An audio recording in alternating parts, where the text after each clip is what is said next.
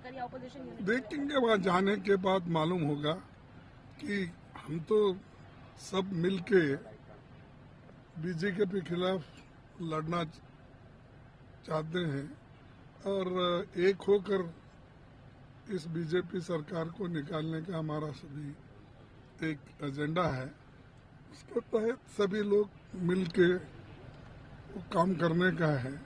तो वहाँ जाने के बाद सबकी राय एक अच्छी राय बनेगी और उसके बारे में हम पहले से ही कोशिश कर रहे हैं। राहुल गांधी जी ये तो शुरू किए थे, सबको मिलकर पहले तैयारी किए थे और वो उसी का एक पार्ट है कि ये पटना में फिर से एक बार हम सभी लोग मिल रहे हैं। सर, अरविंद केजरीवाल कह रहे हैं कि अब ये बैठक जो विपक्षी एकता की हो रही है उसमें पहले तो ये तय कर ले, जितने जो दुल्हा आए हैं यहाँ कूदे हैं बिहार के धरती पर, वो दुल्हा में असल दुल्हा कौन होगा पहले कहिए, मीटिंग में ही तय कर ले लोग। अब बाकी बारात के रहेगा ये पहले तय कर लें। नीतीश जी दुल्हा होंगे कि केजरीवाल जी दुल्हा होंगे कि जो है सो राहुल गांधी दुल्हा होंगे। कर्नाटक जीत के आए हैं, वो भी कुर्ता पजामा टाइट करके बिहार की धरती पर आए हैं। तो उनको न जरा पूछिए कि दुल्हा कौन होगा, मोर किसको ये लोग मिल करके रखेंगे, ये न पहले पूछिए। आज की बैठक में ये न तय करें। अगर ये तय करके बिहार की महान जनता को बता दें कि इस महागठबंधन का नेता कौन, तब आगे की बात आप हमसे करिएगा। अरविंद केजरीवाल है, उनका पहला ये है कि ऑर्डिनेंस को लेकर के वो चाहते हैं कि कांग्रेस रुख स्पष्ट करे। तो यहाँ तो सब अपना अपना रोग से ग्रसित है मान्यवर।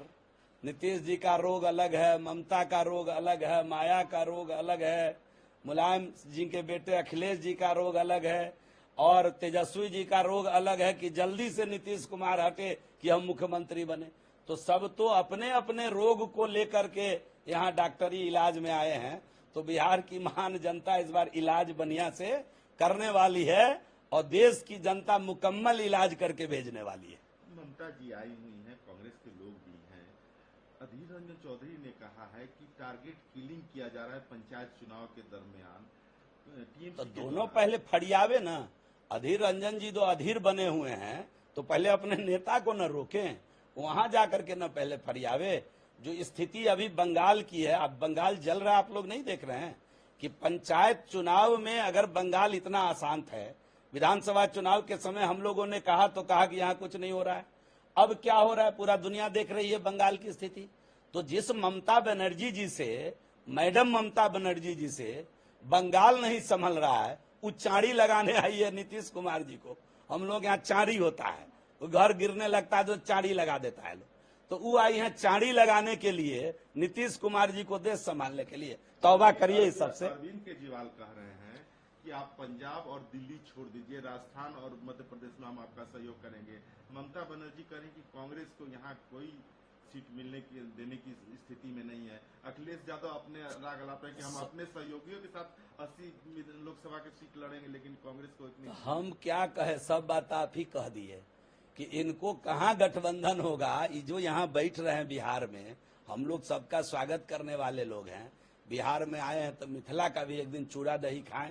सब लोग, हम लोग तो मिथिला से आते हैं, चूड़ा दही कस के खाएं, अभी मालदा आम खाएं, सब लोग नाम लें बिहार का, यहाँ से जाएं। लेकिन जो जड़ बात के लिए आए हैं कि तोर नेतवा के होगा, नेता कौन होगा, ये तय न करिएगा। आए हैं बैठने तो पहले तो झिका झोड़ी खेल के ही न तय करिए कि नेता कौन होगा। और उससे भी नहीं होता है तो कुश्ती लड़के तय करिए कि नेता कौन होगा, ये ना पहले तय कर। अगर जो ये सरकार बनाने वाले लोग होते तो अपने बलबूते कभी सरकार बना पाए बिहार में? जिस व्यक्ति को बिहार की जनता ने जनादेश कभी नहीं दिया, वो व्यक्ति की कहां औकात है सरकार बनाने का और सरकार बिगाड़ने का? अरे जनता मालिक है, 2/3 बहुमत से फिर नरेंद्र मोदी जी की सरकार बनेगी, उसके बाद इनकी दुकानदारी बंद हो जाएगी। देखिए, एक बात समझिए, ये देश की विपक्ष की बैठक नहीं हो रही है, ये देश के 140 करोड़ लोग की जिंदगी और उसकी हिफाजत के लिए यह बैठक है। यह बैठक है बाबा साहब अम्बेडकर के संविधान के अस्तित्व और उसकी मूल्यों और आदर्श को बचाने के लिए। यह बैठक है इस देश की संस्कृति, तहजीब और लोकतंत्र जिसमें सभी भाषा, सभी धर्म, सभी जाति, सभी वर्ग, सभी समूह, सभी क्षेत्रवाद और सभी सौहार्द को मानने वाले लोगों के जीवन को कैसे आर्थिक रूप से ऊपर किया जाए, इसके लिए बैठक है। यह बैठक उनके खिलाफ है जिन्होंने इस देश में गोधरा से लेकर पुलवामा, एक्सीडेंटल पीएम से लेकर के केरला स्टोरी, कश्मीर फाइल, सावरकर, आदि पुरुष से लेके ना जाने हनुमान जी से गाली दिलवाना, जो कभी भी हमारे मर्यादा पुरुषोत्तम की वो भक्त थे, कभी जीवन में शायद उनका आचरण को विश्व ने अब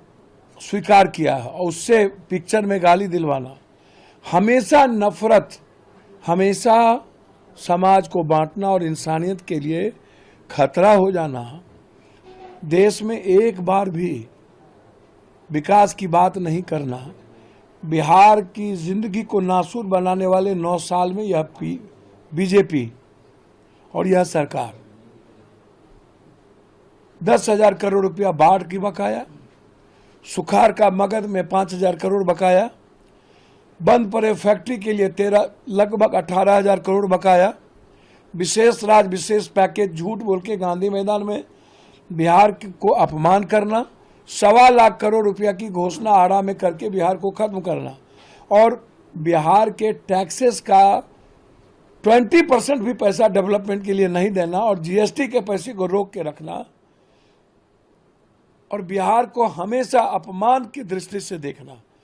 यह बैठक है इस दुनिया में जो भारत ने हमेशा एक बेहतर डेमोक्रेसी को जिंदा करके,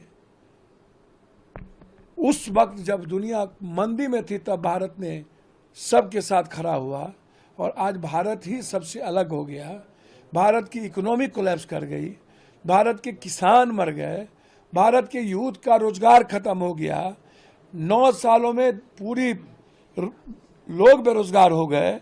उस हालात में महिलाओं पर बोझ पड़ना और बेटियों का सम्मान 3 महीना तक बैठने के बाद बेटियों को हमेशा टॉर्चर करना, जिस सरकार की प्रवृत्ति हो गई है, यह बैठक एक अच्छी शुरुआत, एक अच्छी पहल हमेशा हिंदुस्तान में और दुनिया में मुगल के काल से लेकर आज तक बिहार ने पहल की है। चाहे वो अब वैशाली की धरती हो, चाहे अब दुनिया की कोई भी इतिहास, चाणक्य से लेकर राजा अशोक से लेकर महात्मा गांधी से लेकर जेपी से लेकर दुनिया की कोई इतिहास देखेंगे तो एक हमेशा सकारात्मक पॉजिटिव प्रयास बिहार ने किया है। फिर एक भारत को जोड़ने के लिए, भारत को एक भारत, अखंड भारत की कल्पना के लिए बिहार ने नीतीश कुमार जी, लालू यादव जी के नेतृत्व में एक बड़ा प्रयास किया है, और मुझे लगता है कि यह प्रयास शुरुआत होगी। कम से कम इतना तो आज जरूर हो जाएगा कि जो जिस क्षेत्र में, जिस राज्य में ज्यादा राजनीतिक सामाजिक रूप से शक्ति है, उनका सम्मान वहां मिले, और कांग्रेस जो अकेला मात्र पार्टी है बीजेपी को हराने वाली क्षेत्रीय पार्टी, अपने जगह पर देश में कांग्रेस से अलग करके और अलग रह करके कोई भी व्यक्ति बीजेपी को नहीं हरा सकती। क्या ये विपक्षी एक है जो वो बीजेपी को रोक पाएगी? सर, विपक्ष यदि दिल से, मन से, तन से, बिना किसी अहंकार, लोभ, लालच के छोटी पार्टियों से